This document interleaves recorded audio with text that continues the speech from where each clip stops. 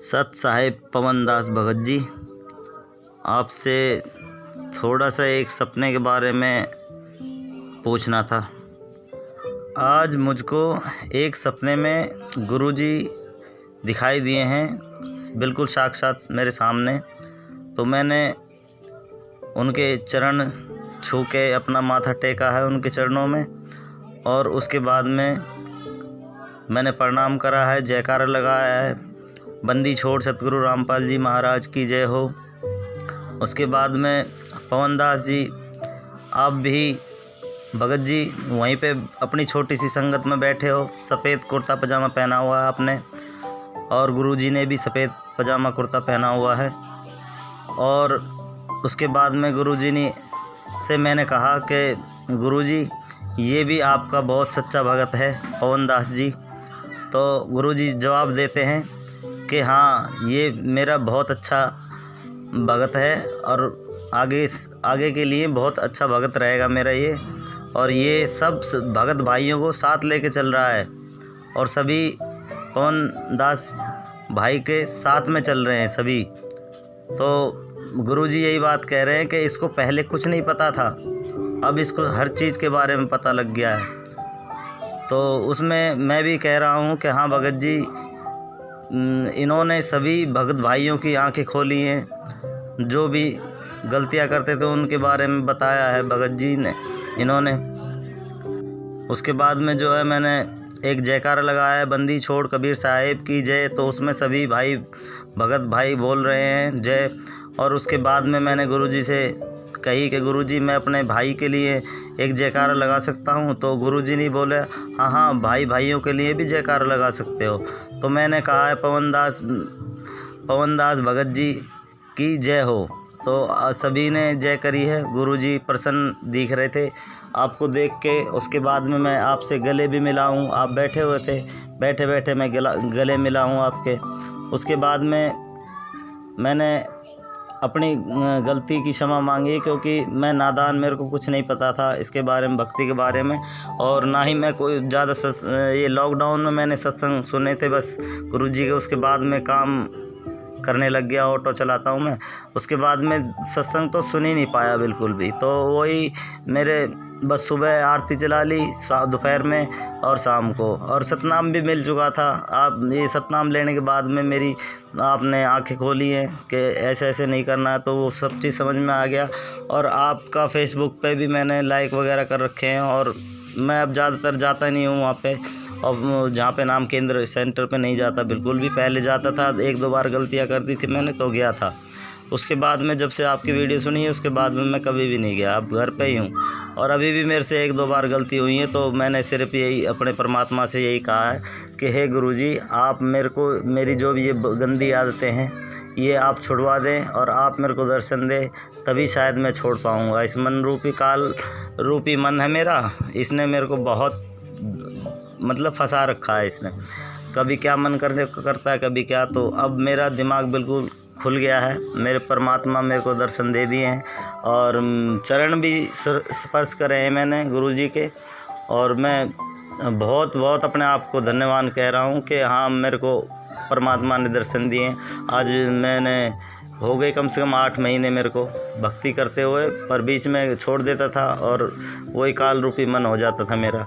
अब मैंने एकदम दृढ़ता पकड़ ली है एकदम कि अब आगे से कोई गलती नहीं करूँगा और भक्ति लगातार रेगुलर करता रहूँगा। अब पहले मेरे को नादान था, नादानी कर बैठा कई बार, तो उसके लिए मैंने प्रार्थना कर रखी है गुरुजी से ही क्षमा मांगी है मैंने। जब से आपकी वीडियो सुनी है तब से ही मैं गुरुजी के चरणों में ही, और अपना धर्म जो है हमने ख़त्म कर दिया है। बस अब एक ही परमात्मा हमारे गुरुजी महाराज, बस इसके अलावा और कोई भी नहीं। यही मैं अपने बच्चों को नाम दीक्षा दिला रखी है, दोनों लड़कों को, तीसरा भी छोटा है, और घरवाली को भी दिला रखी, उसने भी छोड़ दी थी भक्ति। अब उसके भी मन में आ रही है कि हाँ करूँ कि नहीं करूँ, पर उसके करेगी, सब परमात्मा ठीक कर देंगे। ठीक है पवन दास जी, यही एक छोटी सी रिकॉर्डिंग थी, मैं आपके पास भेज रहा था। शायद इसका कुछ उत्तर दे पाएँ आप, बताएं कि गुरुजी बहुत खुश हुए, आपसे प्रसन्न हुए। गुरुजी कह रहा है ये मेरा शिष्य है, बहुत प्यारा शिष्य है मेरा, जो अपने भगत भाइयों को साथ लेके चल रहा है। और आपसे भी मैं बहुत बहुत धन्यवाद कहता हूँ कि जो आप आए, आपकी वजह से बहुत भगत भाइयों की आंखें खुली हैं और सभी अब सही राह पर चल रहे हैं। मैं एक छोटा सा तुच्छ भगत हूँ, नादान भगत हूँ थोड़ा सा, बस इतना ही कह सकता हूँ। और इतनी मेरे अंदर दिमाग भी नहीं है इतना जो कि मैं ज़्यादा बोल सकूँ। आपसे बस यही निवेदन करता हूँ कि सत साहेब पवन दास भाई, आपको सत साहेब बंदी छोड़ सतगुरु रामपाल जी महाराज की जय हो। बंदी छोड़ सतगुरु रामपाल जी महाराज जी की जय हो। सत्साई भगत जी देखिए, वैसे तो जब से परम पूज्य सतगुरु रामपाल जी महाराज जी ने मुझे तुच्छ 2 कौड़ी के जीव पवन दास को अपनी शरण में लिया है और मुझे यथार्थ ज्ञान दिया है, मुझे धरती पे पैर रख के चलना सिखाया है, मुझे यथार्थता में जीना सिखाया है। उससे पहले मैं जो सपनों की उड़ान ले रहा था वो परमात्मा ने मेरी मिटाई और कहा बेटा यदि भक्ति करनी है तो परमात्मा के ज्ञान को आधार बना, परमात्मा के नियमों को निभा और जो आदेश आपको सत्संगों में दिए गए हैं उन आदेशों को सत्य मान के, भले आपने वो चीज ना देखी हो, आपने ना कभी सुनी हो, लेकिन आपको अपने गुरु को परमेश्वर मानते हुए प्रत्येक वचन को आपने लोहे की लकीर की तरह मानना पड़ेगा कि हाँ, मेरा गुरु जो वचन कह रहा है, जो शब्द कह रहा है, जो बातें बता रहा है वो बिल्कुल 1001% सत्य हैं। झूठ का तो इसमें लेस मात्र अंश भी नहीं होता। झूठ शब्द तो कहना भी महापाप का दोषी होना है। तो उसके बाद से भगत जी दास वैसे सौपन वगैरह पे कम ही यकीन करता है, लेकिन आपने बताया कि सतगुरु रामपाल जी महाराज जी स्वयं आपके सौपन में आए, आपने उनको दंडवत प्रणाम किया। तो भगत जी दास सतगुरुदेव जी की प्रेरणा से काफी समय पहले ही अपने लाइव शंका समाधान में एक वीडियो बना चुका है, जिसका विषय था कि सतगुरु रामपाल जी महाराज जी का वर्तमान का जो स्वरूप है उस स्वरूप को अन्य कोई भी शक्ति धारण नहीं कर सकती है। अर्थात काल हो, चाहे देवी देवता हो, चाहे ब्रह्मा विष्णु महेश जी हो, चाहे दुर्गा हो, परम पूज्य सतगुरु रामपाल जी महाराज जी का रूप बनाकर उनके भक्तों को ना भ्रमित कर सकती है, ना धोखा दे सकती है। तो सौपन में यदि बंदी छोड़ आए हैं तो जाहिर सी बात है सौपन बिल्कुल सत्य है।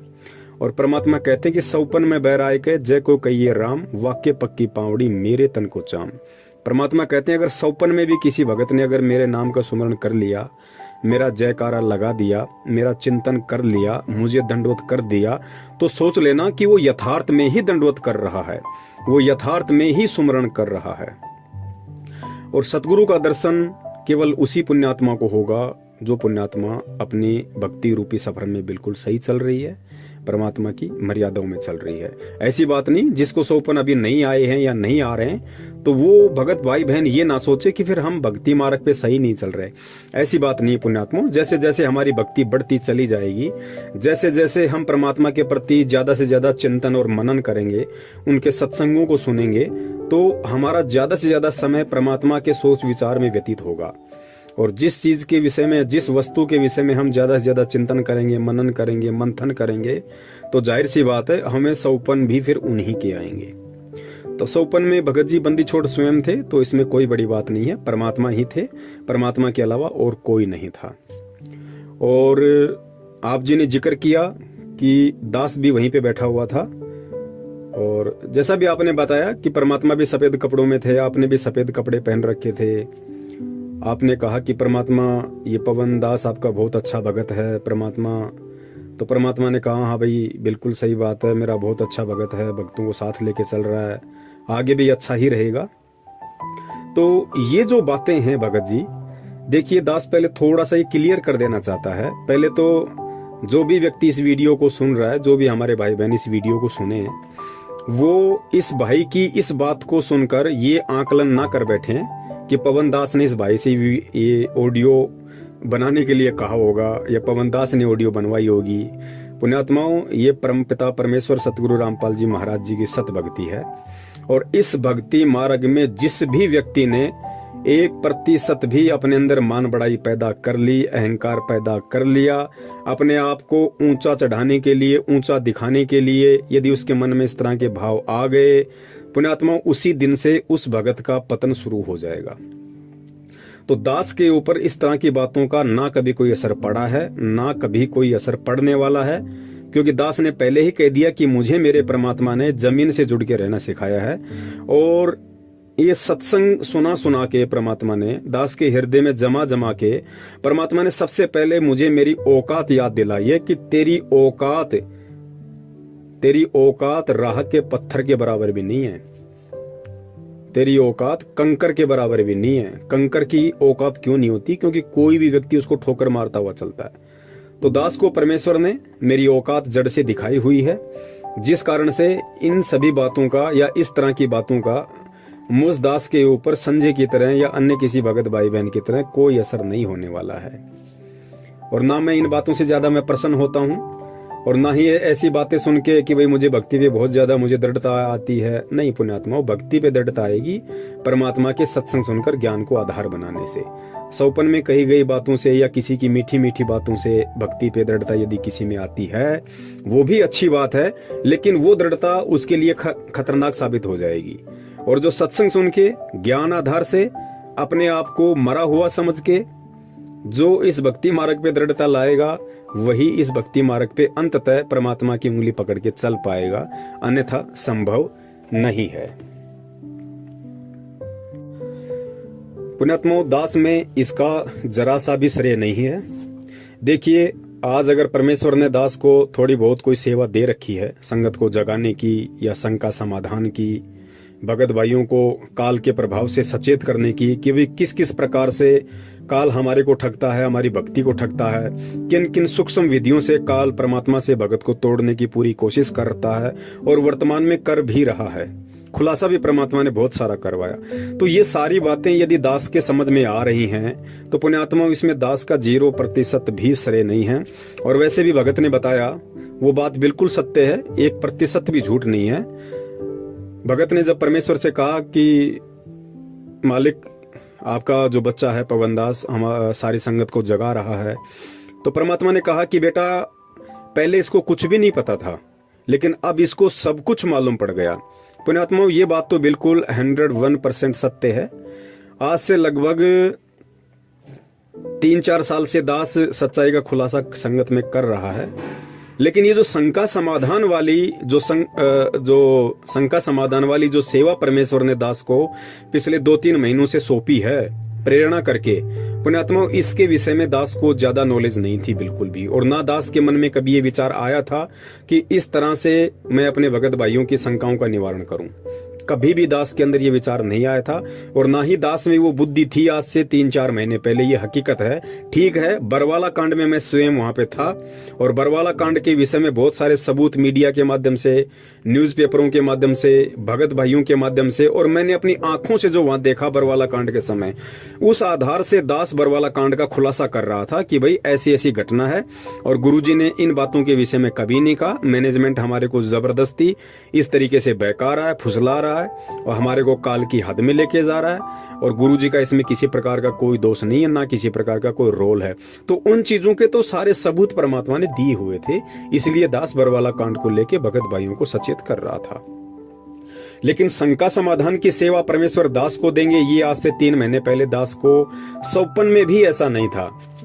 जो मधु बहन है और जयपुर से अपने कजोड़ भगत जी हैं, उनका दास के पास में कॉल आया और उन्होंने दास को ये सलाह दी। दास से पहले परमात्मा ने उन आत्माओं में ये प्रेरणा की। उन आत्माओं ने फिर दास को फोन किया। हम 3-4 कॉन्फ्रेंस पे थे। उन्होंने कहा कि भगत जी, हमारे को ऐसी प्रेरणा हो रही है कि परमात्मा अगर दया करें तो हम लोग फेसबुक पे लाइव आना शुरू करें, क्योंकि फेसबुक एक इंटरनेशनल प्लेटफॉर्म है, लाखों लोग जुड़े हुए हैं। और फेसबुक पे मैनेजमेंट ना भक्तों को डरा सकता है, ना धमका सकता है, और ना ही किसी को मालूम पड़ेगा कि कौन भगत फेसबुक पे पवन दास को देख रहा है, कौन नहीं देख रहा है। तो आप फेसबुक पे लाइव आना शुरू कीजिए, और जो भगत समाज की शंकाएं हैं आप उनको धीरे धीरे सोल्व करना शुरू कीजिए, परमेश्वर के ज्ञान आधार से, उनके आशीर्वाद से। तो दास को भी ये बात बिल्कुल सही लगी, उचित लगी। और दास ने कहा ठीक है भाई, यदि आप लोग कह रहे हैं और यदि परमात्मा की ऐसी मर्जी होगी तो दास भी अपने बंदी छोड़ से अरदास करेगा, और यदि दास को परमात्मा प्रेरणा करेंगे तो अवश्य हम सभी मिलके इस सेवा को करेंगे। उसके बाद दास ने परमात्मा से प्रार्थना की अपने घर पे, तो परमात्मा ने ही दास को प्रेरणा की। प्रेरणा का मतलब ये नहीं होता पुण्यात्माओं कि भाई गुरुजी ने सामने आके दास को कहा कि हाँ बेटा आप ये सेवा करो, नहीं। प्रेरणा का मतलब होता है आत्मा, क्योंकि सतगुरु का तत्व ज्ञान जब जिस भी आत्मा को, जो आत्मा ग्रहण कर लेती है और जो आत्मा मर्यादा में रहती है और गुरु को भगवान मान लेती है, उसके बाद में प्रेरणा का मतलब होता है गुरु का आदेश। प्रेरणा का मतलब होता है गुरु का आदेश। वो जो भगत मर्यादा में है, जो गुरु को भगवान मान चुका है, जो गुरु को आदि से अंत मान चुका है, गुरु जी को पहले, गुरु जी को अपना अंतिम सहारा मान चुका होता है, जिसका ऊपर नीचे आगे पीछे चारों दिशाओं में सब कुछ उसका गुरु है।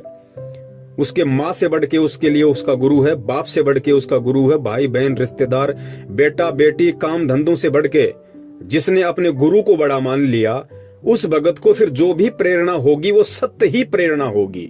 उसमें काल का कहीं कोई झकझोल नहीं होता है, वो परमात्मा का आदेश ही मान लेना चाहिए, जो मर्यादाओं में है और जो गुरु को भगवान मान चुका। ये विशेष पॉइंट ध्यान रखना, जो अपने गुरु को भगवान मान चुका है वो कभी फिर किसी मर्यादा को तोड़ेगा ही नहीं।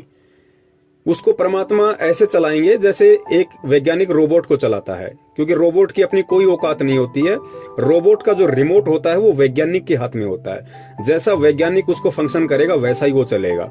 तो इसी प्रकार जब भगत रोबोट बन जाएगा, अपना रिमोट अपने सतगुरु के हाथ में सौंप देगा, उसको किसी कबीर जी से मतलब नहीं है, फिर उसको सतलोक से मतलब नहीं है, उसको भगवान से मतलब नहीं है, सतलोक है या नहीं है उसको कोई मतलब नहीं है। सतगुरु उसको सारनाम देगा या नहीं देगा, उसको इसी जन्म में सतलोक भेजेगा या नहीं भेजेगा, उस भगत के लिए ये बातें कोई महत्व नहीं रखती है। उसने केवल अपने गुरु के ज्ञान की पूंछ पकड़ ली है और उसने अपने गुरु को ही अपना सर्वे सर्वा मान लिया है। तो ये गुरु के ऊपर निर्भर करता है कि गुरु कब उसको किस नाम के लायक समझेगा, गुरु कब और किस जन्म में किस समय उसको सतलोक लेके जाएगा, नहीं लेके जाएगा, इस बात की चिंता फिर उस भगत को नहीं होती, जो अपना सर्वस्व अपने गुरुदेव को सौंप देता है। और ऐसी आत्माओं का वो नुक्ता होता है। और गुरुदेव कहते हैं कि नुक्ते ऊपर रिझे गारे तेरे करोड़ कर्म जल जाएं।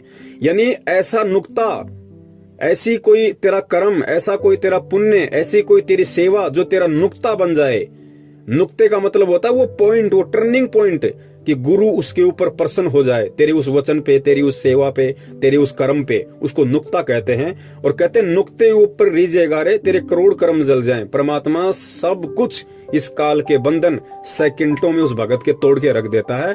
और ये वाणी फिर उस भगत के ऊपर लागू होती है जो इस तरीके से अपने आप को गुरु के प्रति समर्पित कर देता है। फिर परमात्मा कहते हैं कि तुम कर दो पल में पार हो जा रजा तेरी। परमेश्वर की वाणी है कि तुम कर दो पल में पार हो जा रजा तेरी। पल में परमात्मा पार कर देगा। एक हाथ यहाँ पे और दूसरा पैर वहां पे सतलोक में होगा। ना कोई त्रिकुटी, ना कोई ब्रह्मा विष्णु महेश का कर्जा, ना कोई काल का कर्जा, ना उसके 10वें द्वार पे जाके उसके सिर पे पैर रखना, ना भंवर गुफा में जाना, ना सुन में जाना, ना मानसरोवर में नहाना। परमात्मा एक पैर यहाँ तो दूसरा पैर सीधा उसका सतलोक में मिलेगा। वो होता है नुक्ता। और वो नुक्ता तभी बनता है जब ज्ञान आधार से और वास्तव में अपने हृदय से, अपनी आत्मा से एक भगत अपने गुरु को ही अपना सब कुछ मान लेता है। गुरु से बढ़ के ना उसके लिए भगवान है, ना या संसार का कोई प्राणी है, कुछ नहीं, बस सब कुछ गुरु। तो फिर परमात्मा उस आत्मा के सारे बंधन तोड़ देता है। तो ऐसी आत्मा को फिर जो भी प्रेरणा होगी वो सत प्रेरणा होगी। परमात्मा का वो सन्मुख आदेश ही मान लेना चाहिए। तो पुण्यात्माओं, जो भी भाई ने कहा है वो बातें बिल्कुल सही हैं। दास को आज से पहले बिल्कुल भी नॉलेज नहीं थी शंका समाधान के विषय में, और ना ही दास के मन में 1%। दास अपने सतगुरुदेव जी की चरणों की सौगंध खा के कहता है कि दास को शंका समाधान का जो प्रोग्राम जब से चला है आज से 2.5-3 महीने पहले से, उससे पहले दास के दिलो दिमाग में भी नहीं थी कि आगे चल के दास शंका समाधान के लिए भी निमित्त बनेगा। बिल्कुल जैसे ही मधु बहन का फोन आया, कजोड़ भाई का फोन आया, उन्होंने दास को अवगत करवाया, तो दास ने परमात्मा से प्रार्थना की और परमात्मा ने फिर दास को प्रेरणा की कि हाँ बेटा, बिल्कुल ये आपकी सेवा बनती है भाई, ये आपकी जिम्मेदारी है, ये आप ही के भगत भाई बहन है, किसी और के नहीं है। चाहे मैनेजमेंट के पीछे फंसे हों या चाहे वैसे मनमुखी होके चल रहे हों, ये सब आपके ही भाई बहन हैं। और जो समझदार भाई होता है, जो बड़ा होता है, उसकी जिम्मेदारी बनती है, उसका उत्तरदायित्व बनता है कि वो अपने छोटे भाई बहनों को सही राह दिखाए, यदि उसको पता है तो। इस आधार से दास फिर इस शंका समाधान वाले प्रोग्राम में आना शुरू हुआ। और पुण्यात्माओं, मान बढ़ाई और अहंकार का इस भक्ति मार्ग में लेस मात्र भी स्थान नहीं है। यदि किसी ने जरा भी अपने अंदर अहंकार भाव प्रकट कर दिया, उसी दिन से वो परमात्मा से दूर है। और दास बार बार कहता है कि जैसे बहुत सारे भगत भाई कहते हैं कि पवन भगत जी, आप पे तो परमात्मा की विशेष दया है, आप परमात्मा की विशेष पुण्य आत्मा हो। ठीक है, उस भगत भाई के ऐसे विचार हो सकते हैं, ऐसे विचार आने में कोई दोष नहीं है। क्योंकि पुण्यात्मा, सबसे पहले तो हमने एक पॉइंट को क्लियर कर लेना चाहिए। जिस भी आत्मा ने सतगुरु रामपाल जी महाराज जी से नाम दीक्षा ले ली, और जो व्यक्ति 1 साल भी इस भक्ति मार्ग पे टिक गया, इस भक्ति मार्ग पे परमात्मा की भक्ति करते करते, सत्संग सुनते सुनते जिसको 1 वर्ष हो गया हो, उसके हृदय में यहाँ का ना कोई व्यक्ति गुरु का स्थान ले सकता, ना ब्रह्मा विष्णु महेश जी गुरु का स्थान ले सकते, ना काल ले सकता, ना दुर्गा ले सकती। कोई भी व्यक्ति उस भगत के हृदय में एज ए परमात्मा, एज ए गुरु प्रविष्ट नहीं हो सकता, समा नहीं सकता। चाहे वो अपनी किसी गलती से या चाहे अपने किसी माड़े कर्म से, चाहे वो भक्ति छोड़ दे, चाहे वो दूसरे पंथ में जाके अपना कोई नया गुरु बना लिया हो, लेकिन फिर भी वो परमात्मा का तत्व ज्ञान उसके अंदर, वो लहरें हमेशा हिलोरे मारती रहेंगी, उसको ढंग से जीने नहीं देंगी, उसको वो संतुष्टि, वो आत्म संतोष उसको इस दुनिया में कहीं नहीं मिलेगा। भले ही उसने शंकराचार्य को अपना गुरु बना लिया हो, संत रामपाल जी महाराज जी की भक्ति छोड़ के, लेकिन वो चीजें हमेशा उसके अंदर कांटे की तरह चुभती रहेंगी कि भाई बंदी छोड़ तो एक ही है दुनिया में। और जो ज्ञान संत रामपाल जी महाराज जी ने दे दिया, भाई उस ज्ञान के बराबर तो किसी के पास ज्ञान का टपका भी नहीं है। तो पुण्यात्माओं, ठीक इसी प्रकार अभी जैसे हिमाचल में जो संजय है, ठीक है, वर्तमान में वो गुरुद्रोही हो गया है। उसने स्वयं भक्तों को आशीर्वाद देना, जो हाथ की मुद्रा होती है, जैसे हमारे परमेश्वर कर सकते हैं और कोई नहीं कर सकता, लोगों को दंडवत करवाता है, 56 प्रकार के भोग लगवाता है, फिर खुद ही खाता है। ठीक है, वो गुरुद्रोही हो गया, इसमें कोई संशय नहीं है, बिल्कुल वो 101% गुरुद्रोही है। लेकिन उसके पीछे भी जो 20-25 भगत लगे हुए हैं, पुण्यात्मा विचार कर लेना, वो संजय को अपना गुरु नहीं मान रहे। भले ही संजय ने अपने आप को गुरु घोषित कर दिया, लेकिन संजय ने अपने आप को गुरु घोषित किया है तो गुरु जी को ऊपर रखा है। आप इस पॉइंट को ध्यान रखना। दास उसका फेवर नहीं कर रहा, लेकिन दास आपको हकीकत बता रहा है इस भक्ति मार्ग की, कि परमात्मा का तत्व ज्ञान एक किसी भी आत्मा के अंतःकरण में प्रविष्ट होने के बाद में क्यों गुरु उसके अंदर से नहीं निकल सकता। संजय ने गुरु जी को फिर भी ऊपर रखा। ये संजय की चालबाजी है, ये उसका षड्यंत्र है। उसको अच्छे से पता है यदि मैं गुरु जी को ही साइड में कर दूंगा तो कोई भगत आश्रम में नहीं टिकने वाला। इसलिए उसने एक चाल चली, क्योंकि काल इसी प्रकार से सूक्ष्म चाल चलता है। उसने गुरु जी को फिर भी ऊपर रखा कि गुरु जी तो परमात्मा है, मैं उनका संत हूँ। सतगुरु अलग होता है, संत अलग होता है, मेरे को परमात्मा ने निमित्त बना रखा है। वो अपनी फोटो के ऊपर गुरु जी की फोटो लगाता ताकि वो आत्माएं भ्रमित होके और मेरे पीछे लगी रहें। भले ही वो आत्माएं, चाहे वो 20 भगत हों चाहे 25 भगत हों, भले ही वो दंडवत संजय को करते हैं, लेकिन उनके हृदय से गुरुजी निकल नहीं रहे। उनके हृदय से परमात्मा को कोई निकाल नहीं सकता। और जिस दिन संजय ने गुरुजी की फोटो हटा दी, आज समझ लेना उसी दिन से वो आत्माएं दूर हो जाएंगी, उससे ऑटोमेटिक दूर हो जाएंगी। क्योंकि वो आत्माएं अगर जुड़ी हुई हैं तो उनको बेचारियों को भ्रमित कर रखा है, उनका माइंड वॉश कर रखा है कि गुरुजी ही भगवान हैं, लेकिन गुरुजी ने निमित्त मुझे बना रखा है। शास्त्रों में ऐसा विधान है, गीता जी में एक जगह ऐसा लिखा हुआ है, तुम ऐसा करोगे तो ऐसा होगे। ये काल भगवान का बहुत बड़ा षड्यंत्र, बहुत बड़ी चाल होती है। धोखे में कोई भी आत्मा आ सकती है, कोई बड़ी बात नहीं है। तो वो जितने भी 15-20 आत्माएं हैं वो बेचारी धोखे का शिकार हैं, क्योंकि उस नालायक ने परमात्मा तो केवल मतलब संत रामपाल जी महाराज जी को ही घोषित कर रखा है, लेकिन काम नीचे सारे काल भगवान वाले कर रहा हो। इस वजह से वो आत्माएं बेचारी थोड़ी सी भ्रमित हैं। तो दास यहाँ पे ये कहना चाह रहा है कि जो भी भगत भाई बहन दास के प्रति इस तरह के भाव रखते हैं एज ए गुरु भाई, कि पवन भाई बहुत अच्छी आत्मा है, बहुत अच्छी सेवा कर रहा है, आप परमात्मा की विशेष आत्माएं हो, तो बहुत सारे भाई कह देते हैं कि भाई ये भाव तो परमात्मा में होने चाहिए, पवन भगत जी के प्रति नहीं होने चाहिए। बिल्कुल उसकी भी बात सही है, लेकिन उस पुण्यात्मा को ये सोचना चाहिए कि वो भगत भाई बहन यदि ये शब्द बोल रहा है तो उसके अंदर के भाव क्या हैं। तुम खाली उसकी जुबान को मत देखो, वो पवन की कोई बड़ाई नहीं कर रहा, पवन को कोई सिंहासन पे नहीं बैठा रहा, पवन को कोई as a Guru, as a कोई भगवान नहीं देख रहा हो, वो पवन को एज ए गुरु भाई ही देख रहा है, एज ए गुरु भाई ही देखेगा वो। और एज ए गुरु भाई देखने में किसी को कोई दोष नहीं है, पवन भी किसी को देख सकता है। यदि ऐसा कोई परमात्मा का बच्चा हो तो पवन भी उसको उसी स्थान पे देख सकता है कि भगत जी वास्तव में आप पे तो परमात्मा की विशेष दया है, आप जी तो बहुत अच्छी निर्भरता से परमात्मा की सेवा कर रहे हो। तो इसमें कोई दास ये थोड़ी कि उस भगत को दास एज ए मतलब एज ए संत रामपाल जी महाराज जी देख रहा है या एज ए अपना गुरु देख रहा है, नहीं। तो भाई ने जो कहा वहां पे वो बातें बिल्कुल सही हैं, बिल्कुल सत्य हैं। देखो भक्ति मार्ग में पुण्यात्माओं ना कोई सीनियर होता है ना कोई जूनियर होता है, ये सारी बातें परमात्मा ने बता रखी हैं, हमने सुनी या नहीं सुनी ये एक बात अलग है। इस सतगुरु रामपाल जी महाराज जी के सत भक्ति मार्ग में ना कोई छोटा है ना कोई बड़ा है, ना कोई सीनियर है ना कोई जूनियर है।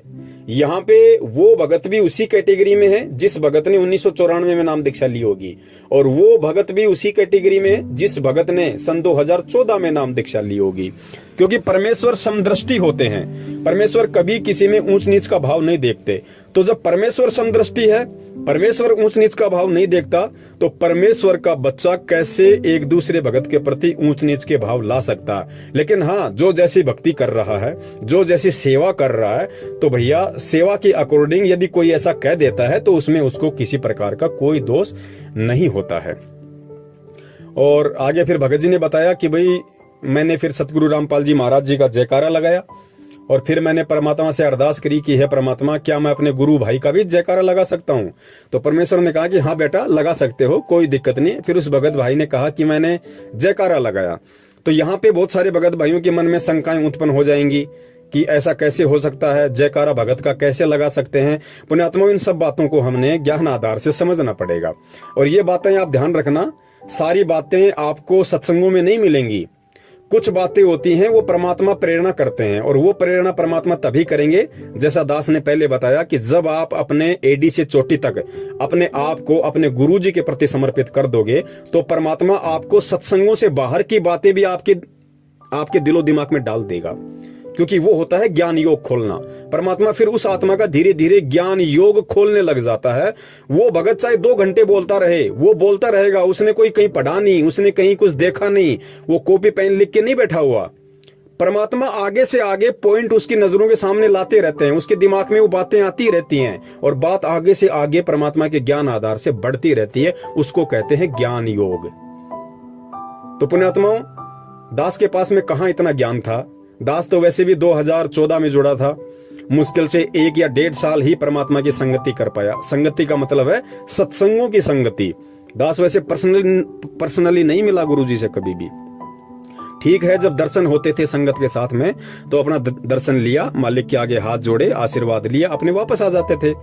दास कभी भी अंदर नहीं गया एक बार भी गुरुजी के पास में, और ना ही दास ने कभी 2 मिनट गुरुजी से बात की होगी कि गुरुजी क्या है क्या नहीं है। कभी मौका ही नहीं मिला, हमें कोई जाने ही नहीं देता था अंदर। 50 तो वहां पे बंदूकधारी खड़े होते थे, और हम जैसे 2 कौड़ी के जीवों का कहां नंबर आवे। वहां तो बड़े बड़े सूरमा लोग खड़े रहते थे, रिश्तेदार, तो हमारा कहां नंबर आना था। तो दास ने तो मुश्किल से 1.5 वर्ष ही परमात्मा की सही से संगति की है, और बाकी तो सत्संगों की संगति परमात्मा ने करवाई। उसके बाद फिर बरवाला कांड हो गया। अब दास से पहले तो वो लोग जुड़े हुए हैं, 1994 से लोग जुड़े हुए हैं। अब उन पे वो दया नहीं हो पाई जो दया दास ने इस 2 कौड़ी के पवनदास पे कर दी। तो इसमें पवनदास का क्या श्रेय भाई? मैं तो वर्तमान में ऐसी कोई भक्ति भी नहीं है मेरी। तो ये पुण्यात्मा होता क्या है कि पिछले जन्म जन्मांतरों के सुकर्म होते हैं, ये पुण्य कर्म होते हैं। भक्ति कर्म से ही ज्ञान योग खुलेगा। आपने दान चाहे कितना कर रखा है, दान ज्यादा करने से ज्ञान योग नहीं खुलता, भक्ति ज्यादा करने से ज्ञान योग खुलता है। परमात्मा की मर्यादाओं में ज्यादा रहने से ज्ञान योग खुलता है, ज्ञान को आधार बनाने से ज्ञान योग खुलता है। तो दास के पिछले जन्म के ऐसे कोई भक्ति कर्म होंगे, वो बंदी छोड़ी जाने, उस आधार से परमात्मा ने या फिर वर्तमान के परमात्मा ने दास के अंदर कुछ भाव पैदा किए। देखो, भाव भी परमात्मा ही पैदा करता है, हमारी औकात नहीं कि हम परमात्मा के प्रति भाव पैदा कर लें, हम परमात्मा को परमात्मा मान लें या हम जैसे गुरु को भगवान मान लें। ये आप और हमारी औकात नहीं है। परमात्मा ही सारे नुक्ते बनाता है, परमात्मा ही अंदर प्रेरणा करता है, फिर परमात्मा ही भगत के अंदर वो बातें डालता है, फिर भगत के अंदर वो भाव पैदा होते हैं, फिर वो सारी चीजें बनती हैं। तो परमात्मा ही सब कुछ करता है। है और मालिक की वाणी भी है कि करे करावे साइया और मन में लहर उठावे, दादू सिर दर्जीव कर आप बगल हो जावे। तो पुण्यात्माओं, शंका समाधान के माध्यम से जो भी कुछ हो रहा है ये परमात्मा ही सब कुछ दास को निमित्त बना के करवा रहे हैं। दास का इसमें किसी प्रकार का कोई रोल, कोई श्रेय नहीं है। यदि लाखों की संगत में से परमात्मा ने एक पवन दास को चुना है तो पुण्यात्माओं, इसमें पवन दास का कोई श्रेय नहीं है, ना पवन दास कोई विशेष है। पवन दास से पहले तो बहुत बड़े बड़े सारनामी लोग बैठे हुए हैं जो अपने आप को बहुत बड़े बड़े भगत मानते हैं, बड़ी बड़ी पोस्ट पे हैं, बड़े बड़े वर्ल्ड कोऑर्डिनेटर बने हुए हैं, स्टेट कोऑर्डिनेटर बने हुए हैं, दो स्टेट के कोऑर्डिनेटर बने हुए हैं। कुरुक्षेत्र से हमारे पुरुषोत्तम दास भाई जी। तो पुण्यात्माओं, इसमें दास का कोई रोल नहीं है किसी भी प्रकार का। और रही बात जयकारे की, तो जयकारे का मतलब क्या होता है पुण्यात्माओं? देखो, जयकारा लगाने के बाद में परमात्मा प्रसन्न हुए, इसका मतलब है कि वो चीज गलत नहीं थी। अब वो गलत क्यों नहीं थी, इसको हमने ज्ञान आधार से समझना पड़ेगा। पुण्यात्माओं, भगवान के बाद जगत में यदि किसी की कीर्ति हुई है, यदि किसी की कीर्ति होती है तो केवल भगत की होती है। तीसरे व्यक्ति की यहाँ कभी कीर्ति नहीं हुई, क्योंकि संसार का मूल आधार है भक्ति और भक्ति का मुख्य है भगवान और भगवान के पीछे चलता है भगत। तो सबसे पहले यहाँ पे भगवान की कीर्ति होती है, भगवान की महिमा होती है और भगवान से प्राप्त उपदेश, भगवान से प्राप्त ज्ञान और वो भक्ति करके फिर यदि किसी की कीर्ति हुई है, किसी का यश हुआ है, दुनिया ने यदि किसी का जयकारा लगाया है तो केवल भगत का लगाया। फिर मीराबाई के लोगों ने जयकारे लगाए, धना भगत के जयकारे लगाए, नानक जी के जयकारे लगाए, आज भी लग रहे हैं उन पुण्यात्माओं के।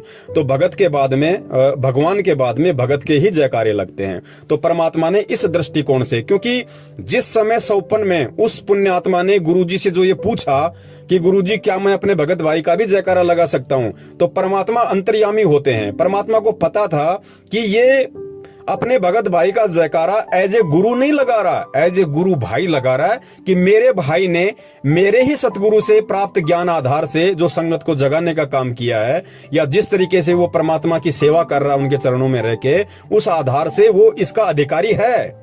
इसलिए उस भाई ने परमात्मा से इस आधार से प्रार्थना की थी और परमेश्वर अंतर्यामी है, तो परमेश्वर ने इस बात को समझ के कहा कि हाँ भाई, एज ए गुरु भाई आप जयकारा लगा सकते हो। लेकिन पुण्यात्मा, वो 54 में ही मालिक ने उनको आदेश दिया था। वर्तमान में हमने ऐसा नहीं करना, कहीं कोई भगत भाई बहन ये समझे कि लो भाई हम पवन भाई का जयकारा लगा दें। पुण्यात्मा, ये गलती नहीं करनी बिल्कुल भूल के भी, वरना इसके दोषी आप स्वयं हो जाओगे। सतगुरु के रहते सहते, जब तक सतगुरु रामपाल जी महाराज जी इस पृथ्वी पे हैं, तब तक आप उनके अलावा किसी भी भगत भाई का यथार्थ में जयकारा नहीं लगा सकते। और बाद में तो हम सभी के जयकारे लगेंगे भाई। जो आज सतसेवक बन के परमात्मा की सत भक्ति मार्ग पे डटे हुए हैं, गुरु के ज्ञान को आधार बना के स्वयं चल रहे हैं, दूसरे भाइयों को चलने की सलाह दे रहे हैं। पुण्यात्माओं, जब हमारा यहाँ से शरीर छूट जाएगा उसके बाद हमें मतलब ही नहीं चाहे हमारा जयकारा लगे या ना लगे, लेकिन पुण्यात्माओं जयकारा लगेगा आने वाली पुण्यात्माओं के लिए, उनको उदाहरण पेश करने के लिए कि वो जैसे भगत थे, जैसा वो कर गए, उस तरीके से तुम करोगे तो तुम्हारा बेड़ा पार होगा। जैसे आज गुरुजी नानक जी के विषय में बताते हैं, धर्मदास जी के विषय में बताते हैं, अपने आप को छुपाते हुए गरीबदास जी महाराज जी के विषय में बताते हैं, दादू जी के विषय में बताते हैं, मीरा के विषय में बताते हैं, धना भगत के विषय में बताते हैं। वो भी तो भगत थे, लेकिन उनके जयकारे उस समय नहीं लगे, उनके जयकारे जाने के बाद आज लग रहे। लेकिन पुण्यात्माओं, आज हमें परमात्मा ने इतना ज्ञान दे दिया कि आज हमारे अंदर किसी भी प्रकार का वो मान बढ़ाई और अहंकार नहीं आ सकता। उन पुण्यात्माओं के जाने के बाद जयकारे इसलिए लगे क्योंकि उस समय ज्ञान आधार नहीं था इतना। परमात्मा ने तो ज्ञान दे दिया था, लेकिन वो पुण्यात्माएं अपने संस्कारवश ज्ञान को आधार नहीं बना सकती थी। इसलिए परमात्मा ने उस समय उनके शरीर में रहते सहते उनके जयकारे नहीं लगवाए। अगर उस समय उनके जयकारे लग जाते तो उस समय ज्ञान पुण्यात्माओं वो संपूर्ण परमात्मा ने मूल ज्ञान नहीं दिया था जो आज 1994 से दे रहे हैं। तो उनके अंदर कहीं न कहीं वो मान बढ़ाई आ सकती थी, कहीं न कहीं अहंकार भाव जागृत हो सकता था। लेकिन आज परमेश्वर ने पूरा पिटारा खोल दिया अपने तत्व ज्ञान का, संपूर्ण खुलासा कर दिया अपने मूल ज्ञान का।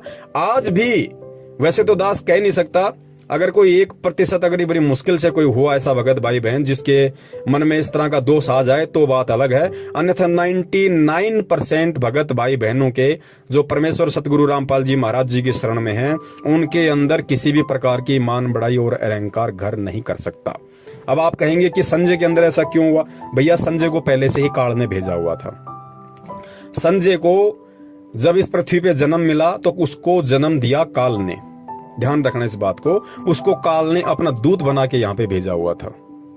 जो आज वो कर्म कर रहा है उस हिसाब से दास बता रहा है। अब आप कहेंगे भगत जी काल का दूत कैसे हुआ, वो तो परमात्मा से नाम लिया, परमात्मा की भक्ति कर रहा था, बरवाला कांड की सच्चाई भी बता रहा था। भाई जब इस चीज को हमने ज्ञान से समझना पड़ेगा। कमाल को परमात्मा ने काल का विशेष दूत बताया था कि काल ने उसको विशेष रूप से इस भक्ति मार्ग को अवरुद्ध करने के लिए भेजा था।